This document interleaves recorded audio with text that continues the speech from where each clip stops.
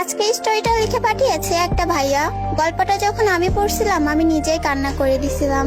আসলে এই ছেলেদের ভালোবাসা যে কতটা সুন্দর সেটা এই গল্পটা থেকে বোঝা যায়। তো কথা না বাড়াই শুরু করি আজকের গল্প। আমার নাম মুস্তাকিম, মেয়েটার নাম বলবেন না। তার সাথে আমার পরিচয় ফেসবুক থেকে। 2 দিন কথা বলার পর আমি তার ছবি দেখতে চাই, কিন্তু সে আমায় বলে সে বাটন ফোন ইউজ করে, ফেসবুক চালায়। তারপর আর তাকে দেখা হলো না। কাউকে না দেখে কথা বলা কেমন দেখায় বিষয়টা ভুলেই গেলাম। রোজ কথা বলতাম আমরা, তাই ওর থেকে ওর ফোন নাম্বারটা নিলাম। তারপর দিনে 2 থেকে 3 ঘন্টা কথা বলতাম। একটা সময় আমি তার মায়ায় পড়ে যাই।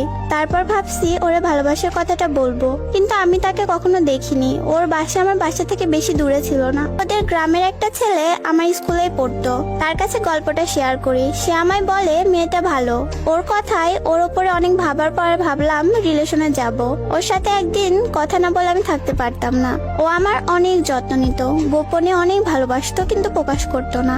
28 দিনের মাথায় ওরে আমি বলি তুমি কি আমাকে ভালোবাসো? সে বলে হয়তো।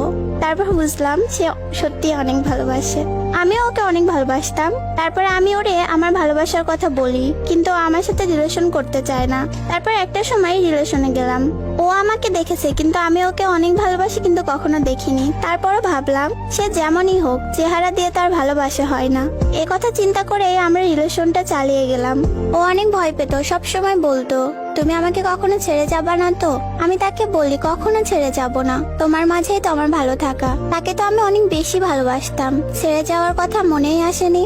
আমি বলতাম যা কিছুই হয়ে যাক তোমার হাত ছেড়ে দিব না কখনো। ও একটা সময় আমার দুর্বলতা বুঝতে পারে। আমি তাকে যত বেশি ভালোবাসতাম ততটাই প্রকাশ করতাম। একদিন হঠাৎ করে আমাকে বলে তুমি আমাকে ভুলে যাও। তারপর আমার ভেতরটা মোচড় দিয়ে উঠলো। সে যেগুলো বলে এগুলো আমি মোটেও মেনে নিতে পারবো না। আমার মাথা কাজ করছিল না। আমি শেষ কবে কান্না করছিলাম নিজেও জানি না। তার মুখ থেকে এসব শুনতে হবে ভেবেও দেখিনি। অনেক কান্নার পর তার কল আসে। সে বলে এটা ফান ছিল। তারপর ও অনেক কান্না করে। এভাবেই কেটে যায় অনেকটা দিন। তারপর এক সময় ওর ভাই আমাদের বিষয়ে সবকিছু জেনে যায়। ওর থেকে ওর ফোন কেড়ে নেয়। তারপর ওকে অনেক মারে, আর কথা হয় না। তারপর একদিন ওর ভাই আমারে কল দেয়, দিয়ে বলে ভাই আমি ওরে অনেক মারছি, তবুও তোমার নাম ভুলতে পারেনি। সেদিন অনেক কষ্ট লাগছিল আমার জন্য। ও অনেক মার খাইছে। ভাই আমার পরিচয় নাই, আমিও তাকে কতটা ভালোবাসি তার ভাই মেনে নেয়। তার আম্মুর সাথেও কথা বলতাম। তারপরও ছবিও দেখি, মাশাআল্লাহ অনেক সুন্দর ছিল। ভালোই চলতে থাকে আমাদের রিলেশন। ওরে রোজ ছেলে দেখতে আসতো, আমার অনেক খারাপ লাগতো। একটা সময় ওর কথা বলার ধরনও বদলে যায়।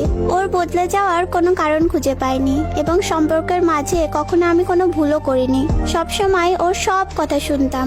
আমি ওরে সবসময় বলি তোমায় ভালোবাসি, বিনিময়ে অবহেলা পাই। অনেক কষ্ট দিয়ে কথা বলে, না পারি ছাড়তে, না পারি ধরে রাখতে। ঝড়গা হওয়ার পর আমি মেসেজ দিলে অনেক কথা শোনাই। ওর 1000টা অপমানের পরেও বেহায়ার মতো 2টা কথাই আমার অভিমান থাকে না। একদিন অনেক রিকোয়েস্ট করার পরে ও আমার সাথে দেখা করে। ও আমাকে বলে আমার আশা তুমি ছেড়ে দাও, অন্য কাউকে খুঁজে নিও, আমি তোমার সাথে থাকতে পারবো না। যার জন্য এত কিছু করলাম, আজ সে আমাকে এগুলো বলে। আমি সেই আগের মানুষটাকে তার মাঝে খুঁজে পাই না, যে মানুষটা আমার জন্য কান্না করতো, ফ্যামিলির বিরুদ্ধে যেত, আর সেই মানুষটা আমাকে ছেড়ে দিচ্ছে। মানুষ কিভাবে বদলে যায়। একদিন কথা না বলতে পারলে কিছুই ভালো লাগতো না। কত ঝামেলা দুজনে পার করে এসেছি, এখন সে আমার সাথে নাই। নিজেকে অনেক একা লাগে, সবকিছু যেন ফাঁকা ফাঁকা লাগে। ওরে কান্না করতে করতেও বুঝিয়েছি এত ভালোবাসার পরেও তার কাছে বিয়ে হতে পারিনি।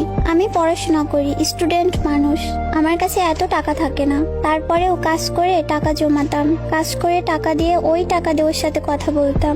একটু কথা বলার জন্য কত কি করছি। আমি ধরে রাখতে চেয়েছি, কিন্তু সে থাকেনি।